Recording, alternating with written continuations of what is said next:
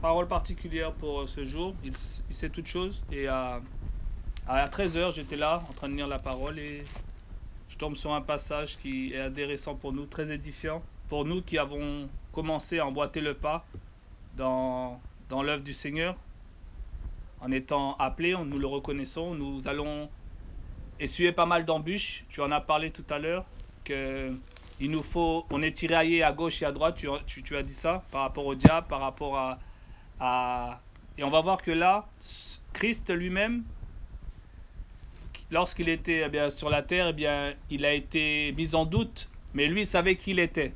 Et l'important pour nous, c'est de savoir qui nous sommes.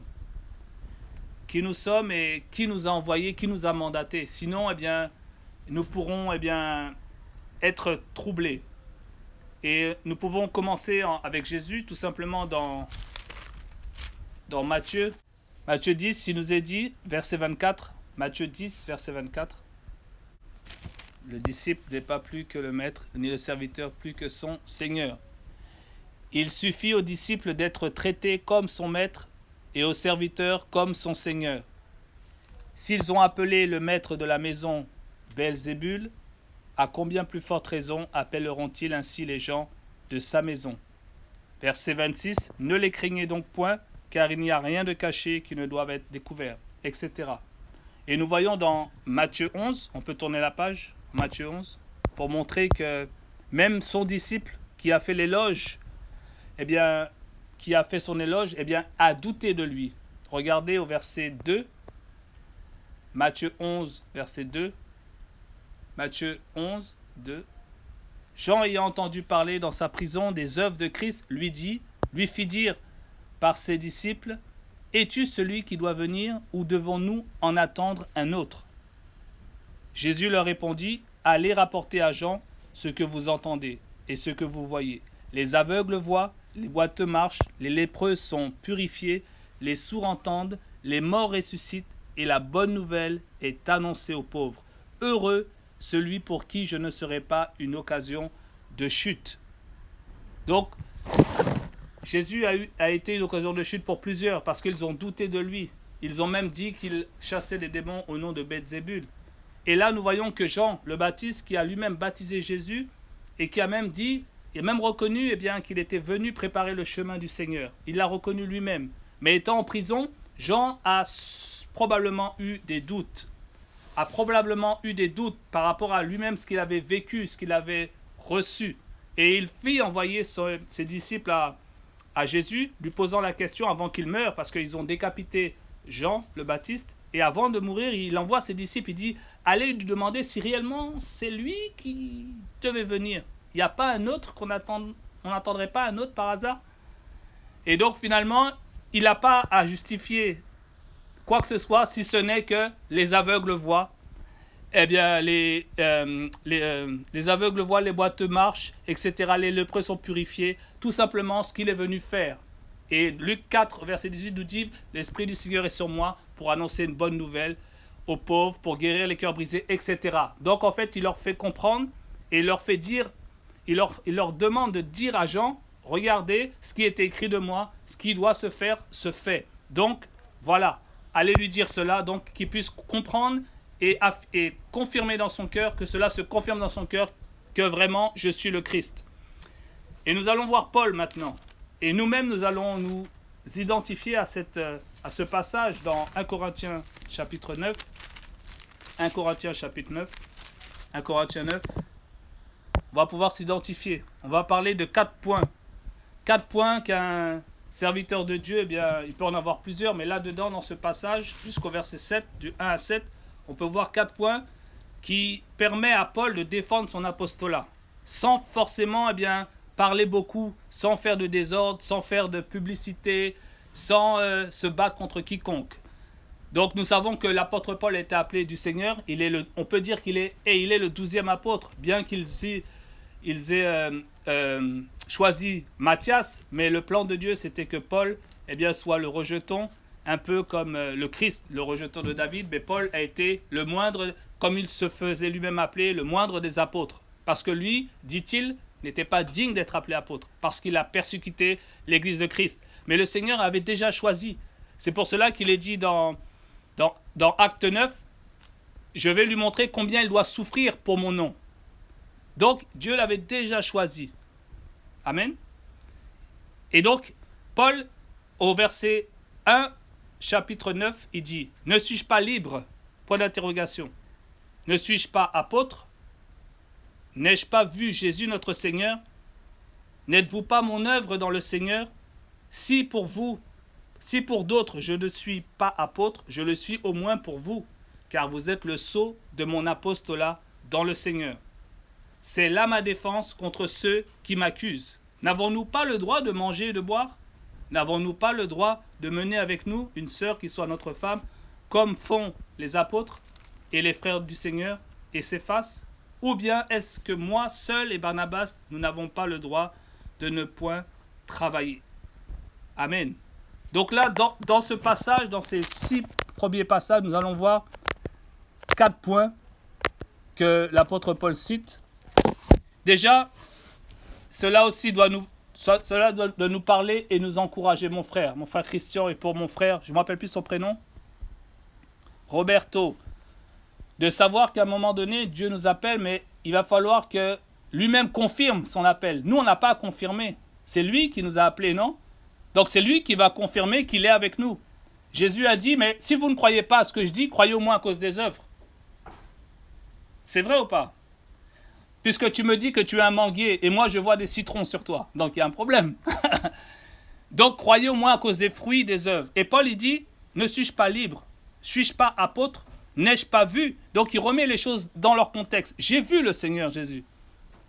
Et nous voyons que toujours dans Acte 9, eh bien, Barnabas, on ne va pas le lire, mais Acte 9, vous pouvez le lire si vous voulez. Il y a Barnabas qui prend la défense de Paul. Parce que lorsque Paul a été baptisé, il est allé voir les disciples à Jérusalem. Mais ils ont eu peur de lui. Donc, ils ont eu peur, ces disciples. Et qu'est-ce qu'il a dit ? Eh bien, que Barnabas lui a témoigné qu'il avait prêché ouvertement et en public. Vous m'entendez ? Hola Valentina, ¿cómo está? Hola Roxy, sonríes. Hola. Ça va et toi? Super, je te vois bien. Maman, elle est jeune pour être ta maman.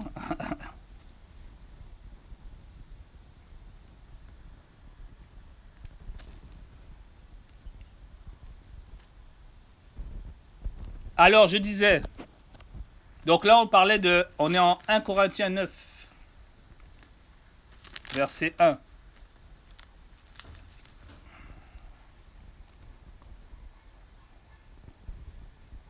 Et je faisais une parenthèse sur Acte 9, 26.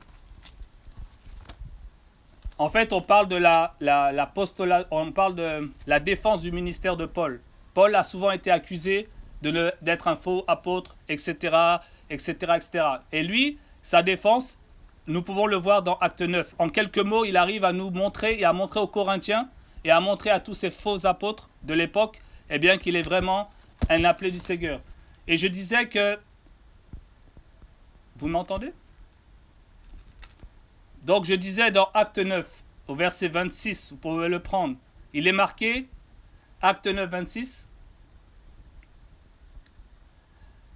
Lorsqu'il se rendit à Jérusalem, Saul tâcha de se joindre aux disciples, mais tous le craignaient, ne croyant pas qu'il soit un...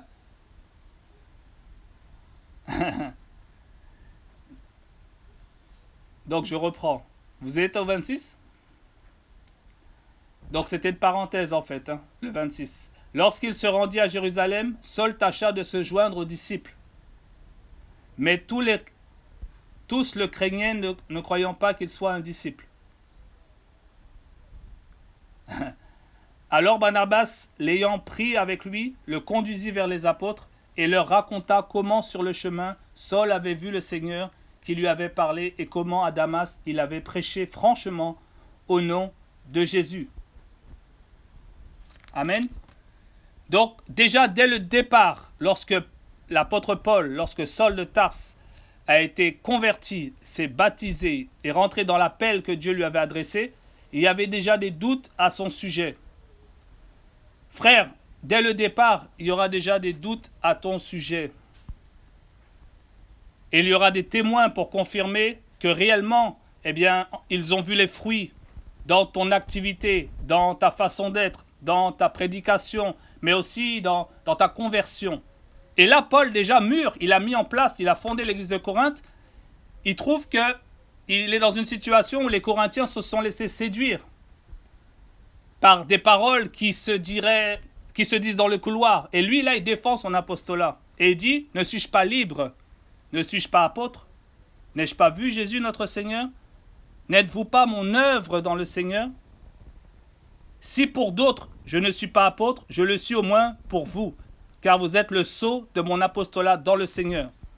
Rappelez-vous, le Seigneur a dit, même si vous ne croyez pas en ce que je dis, croyez au moins à cause de mes œuvres. C'est bien, Roberto. Et en fait, Paul, il dit, écoutez, je n'ai pas besoin de me justifier à quiconque. Mais là, vous, qui vous a enfanté, n'êtes-vous pas mon sceau dans le Seigneur? Vous-même, vous êtes témoin de mon ministère. Tu comprends? Et on peut voir ça aussi on ne va pas le prendre, mais dans 2 Corinthiens 3, verset 3, où il dit, vous êtes une lettre écrite. Une lettre de notre ministère. Une lettre écrite du doigt, eh bien, par l'esprit, sur des tables de cœur.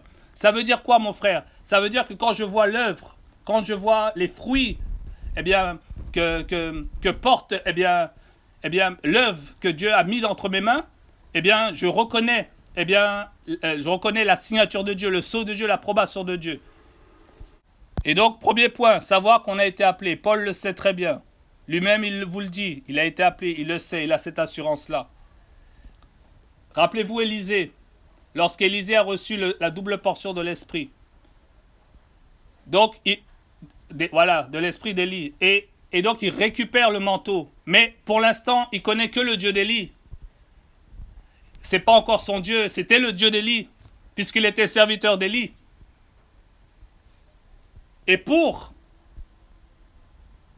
savoir si réellement ce Dieu d'Élie était vraiment avec lui, si réellement il avait reçu la double portion de l'esprit, il a pris le manteau. Et qu'est-ce qu'il a fait? Il a frappé les eaux, elles se sont séparées. Il a dit, où est le Dieu d'Élie? Et là, les eaux se séparent. Et là, il sait que ce Dieu d'Élie, cette double portion, est là. Donc, même si quelqu'un viendrait, il sait. Et ça continue. Donc, le sceau, c'est-à-dire l'œuvre que tu vas produire, que Dieu va produire au travers de toi, va être le sceau de ton appel. Tout simplement. On continue. Ça, c'est le deuxième. Savoir qu'on a été appelé. Savoir qu'on a été appelé. Voir le sceau de l'appel. Donc, le mandat. Le mandat. Jésus, au verset Jean 10, 25, Jésus dit, voilà, ça on en a parlé. Donc 3, ne pas justifier son fonctionnement. Regardez bien. Paul il dit, c'est là ma défense contre ceux qui m'accusent. Donc, l'œuvre que Dieu fait prospérer entre mes mains, c'est là ma défense, d'accord? Vous êtes mon œuvre, vous avez été, eh bien, vous êtes voilà, etc. On a vu ça. Et au verset 4, il dit, n'avons-nous pas le droit de manger et de boire? N'avons-nous pas le droit de mener avec nous une sœur qui soit notre femme, comme font les autres apôtres et les frères du Seigneur et Céphas? Donc là, en fait, ce qu'il dit, il dit, mais peut-être les gens parlent, mais moi je vous dis, je n'ai pas à me justifier. Tu vois ce que je veux dire? Donc tu sais que tu as été appelé. L'appel est confirmé par les fruits que tu portes, ou par l'œuvre que Dieu a fait prospérer entre tes mains, dans le champ missionnaire ou dans la vie des croyants, peu importe. Et en même temps, il te dit, mais Paul, il dit, je n'ai pas à me justifier. En fait, on voit au verset, n'avons-nous pas le droit de faire ci ou de faire cela? Dans la mesure où tu sais, c'est toujours 1 Corinthiens 9, versets 4 à 5. Donc il dit, je reprends les premiers points. Savoir être appelé. Il sait qu'il est appelé. Lui-même dans 1 Corinthiens 9, dans 1 Corinthiens, quand ça commence, il dit Paul, apôtre appelé il dit Paul appelé à être apôtre de Jésus. Ça, il le sait. Il y a des témoins qui le savent, ils l'ont vu. Ananias a prié pour lui.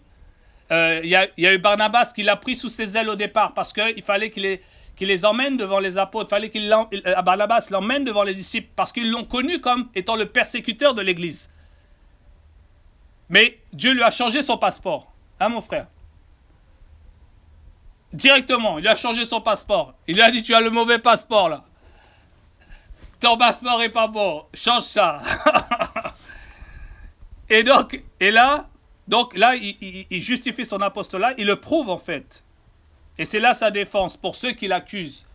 Parce qu'on le voit dans toute la parole, dans toutes les épîtres, il était confronté à beaucoup de doutes à son sujet. Donc, ce que je vais te faire comprendre, mon frère, c'est que toi, si Jésus, ils ont douté de lui, si Jean-Baptiste qui a baptisé Jésus a douté de lui, ne t'inquiète pas si on doute de toi, frère. Ne t'inquiète pas. Si tu sais qui tu es, si réellement, le sceau, est là et que le monde peut le voir, tu fais ce que Dieu te demande, puisque c'est pas nous qui le faisons, c'est lui qui le fait. Et donc là, ils disent, ne juge pas libre, etc. Verset 5, n'avons-nous pas le droit, etc. Verset 6, ou bien est-ce moi ou Barnabas, nous n'avons pas le droit de travailler. En fait, il est en train de faire comprendre peut-être des choses que peut-être on l'accusait sûrement. Oui, tu ne travailles pas, etc. Enfin, beaucoup de choses, vous voyez les choses. Donc lui, en fait, il ne cherche pas à se justifier, mais simplement il remet les pendules à l'heure. Et il continue son œuvre. Mais moi, là où je veux arriver, le Seigneur là où il veut nous faire arriver, c'est que nous, on n'est pas exempts. Le disciple n'est pas plus grand que son maître. Tout disciple accompli sera comme son maître. S'ils ont retenu mes paroles, dira Jésus, ils retiendront les vôtres. S'ils ont douté de moi, il ne faut pas croire que toi, mon frère Christian, ils ne vont pas douter de toi. Et même là, dans 1 Corinthiens, qu'est-ce qui s'est passé? Il les a enfantés spirituellement. C'est encore plus grave. C'est comme si,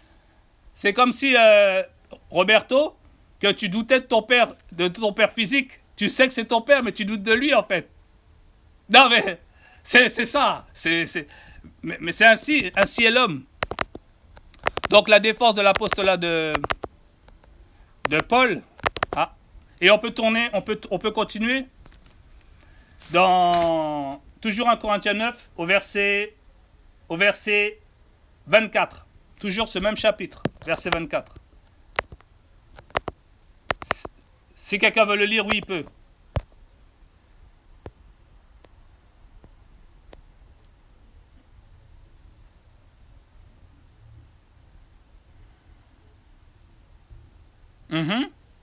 Courez donc.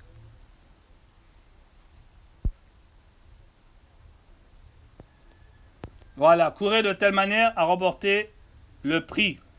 Continue.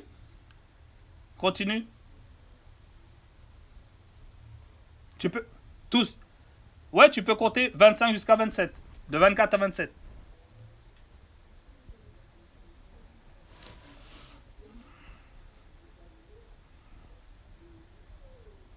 Oui. Une couronne.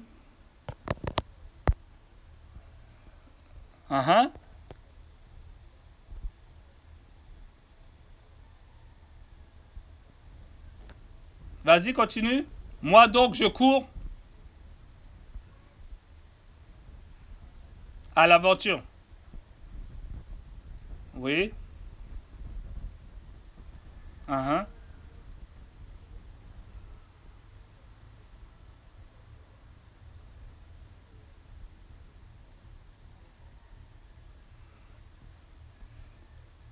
Donc, ouais. Voilà.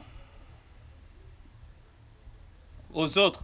Donc, ne savez-vous pas que ceux qui courent dans les stades, et toi tu le sais Roberto, tu as couru dans les stades pour remporter un prix pour une couronne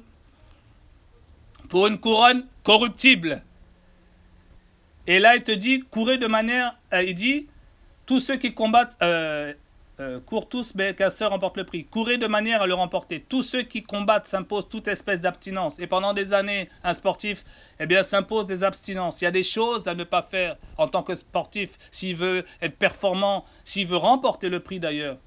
Et donc il dit, courez pour obtenir non pas une couronne corruptible, mais nous faisons pour une couronne incorruptible. Moi donc, je cours. Et nous devons tous courir, nous tous qui sommes connectés ici. Courir non pas comme à l'aventure. Quand le Seigneur nous appelle, c'est pas courir à l'aventure. Paul n'a pas couru à l'aventure. Il savait que le Seigneur l'avait touché et sa vie était dédiée à son Seigneur. Et Paul, il travaillait pour le Seigneur comme si c'était son dernier jour. Vous voyez la portée? Moi donc je cours non comme à l'aventure, je frappe non pas comme battant en l'air, mais je traite durement mon corps et je le tiens assujetti de peur d'être moi-même désapprouvé après avoir prêché aux autres. Donc là, il ne s'agit pas de son salut, là. Il s'agit de son témoignage. Déjà, dans 1 Corinthiens 9, verset 1, nous avons pu voir comment il présente son apostolat, comment il présente les fruits que le Seigneur fait porter au travers de lui. Et là, il dit, moi, je tiens durement mon corps parce que je ne veux pas être désapprouvé après avoir prêché aux autres. Un frère, nous devons vraiment aussi être un parfait témoignage. Et c'est ce que le Seigneur nous demande. Parce que c'est bien d'avoir été appelé. C'est bien que le Seigneur fait porter du fruit dans l'œuvre à laquelle il nous a appelés. Mais il faut vraiment que nous soyons un témoignage. C'est important. C'est important. Et Paul, il s'attachait à cela, à être un bon témoignage dans tous les domaines. 2 Corinthiens 4. 2 Corinthiens chapitre 4. S'il vous plaît. 2 Corinthiens chapitre 4. Verset 1. Il est dit, c'est pourquoi, ayant ce ministère, selon la miséricorde qui nous a été faite, nous ne perdons pas courage. Donc il dit, il ne perd pas courage. Et regardez bien, verset 1, c'est pourquoi ayant ce ministère selon la miséricorde. C'est-à-dire le ministère que chacun peut avoir reçu, c'est selon la miséricorde du Seigneur. Ce n'est pas par nos propres forces. Et donc, c'est lui qui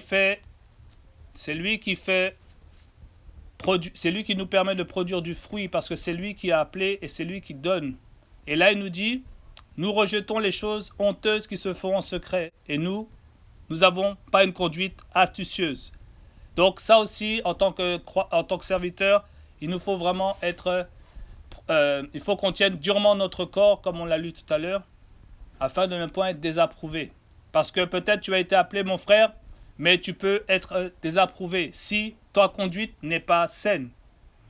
Et j'ai l'idée là dans ma tête, pendant que je parle, de David, dans 2 Samuel 12, où David a couché avec la femme d'Uri, où il a tué Uri. Et l'Éternel lui dit, tu m'as méprisé. Tu m'as méprisé. Parce qu'en fait, tu n'as pas gardé ma parole. Et donc, en fait, souvent, beaucoup de ministères commencent bien, mais ils méprisent le Seigneur parce qu'ils pensent que c'est eux qui, possèdent le ministère, alors que c'est un ministère qu'on a reçu selon la miséricorde. Dieu nous fait grâce pour qu'il puisse, délivrer un message, agir dans la vie de personnes, et c'est que la grâce.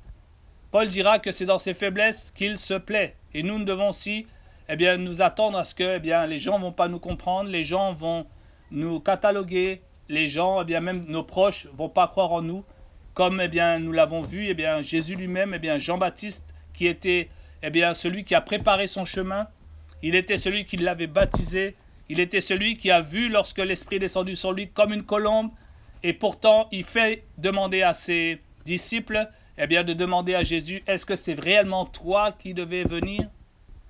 Vous voyez comment nous sommes si fragiles. Donc c'est tout pour moi, mon frère, vraiment de comprendre que, premier point, c'était reconnaître l'appel. Deuxième point, l'œuvre, les fruits, elle doit être le sceau de l'apostolat. Troisième point, c'était qu'on n'a pas à justifier justifier la façon dont Dieu nous utilise. Si toutefois on est dans la bienséance. Et le quatrième, c'était travailler dans l'œuvre, travailler en espérant récolter les fruits. Parce que c'est ça. Nous devons travailler en espérant récolter les fruits. Non pas des fruits pour manger nous-mêmes, mais pour que réellement ce à quoi Dieu nous a appelés, nous puissions voir les fruits. Amen. Et n'oubliez Et n'oubliez pas surtout que nous sommes que des ouvriers qui arrosons s'il le faut. Mais tout a déjà été fait. Nous sommes juste un relais jusqu'à ce que Christ revienne. Les apôtres ont déjà labouré le terrain, ont déjà ensemencé la terre. Nous, on doit juste arroser. Donc, en fait, et nous devons le faire bien. Même ça, si c'est juste arroser, nous devons le faire bien. Amen. Soyez fortifiés. Gardez à l'esprit que tout n'est que grâce. Et si Dieu nous a fait cette grâce, il nous a fait la grâce de le connaître. Il nous a fait la grâce de le connaître sa joie, mais il va nous faire la grâce de connaître ses souffrances aussi. Le rejet. Ça, c'est sûr. Il est dit que tous m'a abandonné, etc., etc. Tout ça, là, c'est les compassions, c'est la communion des souffrances de Christ aussi. Paul, il dit qu'il achève dans sa chair les souffrances de Christ à la croix. C'est fort, ce qu'il dit, Paul. Qu'il achevait les souffrances parce que nous sommes son corps. Donc nous, on achève, si vous voulez. Mais l'œuvre rédemptrice, parfaite, c'est Christ qui l'a faite, et pas nous. Amen. Soyez fortifiés. Pardon? Ah oui, le désert, oui.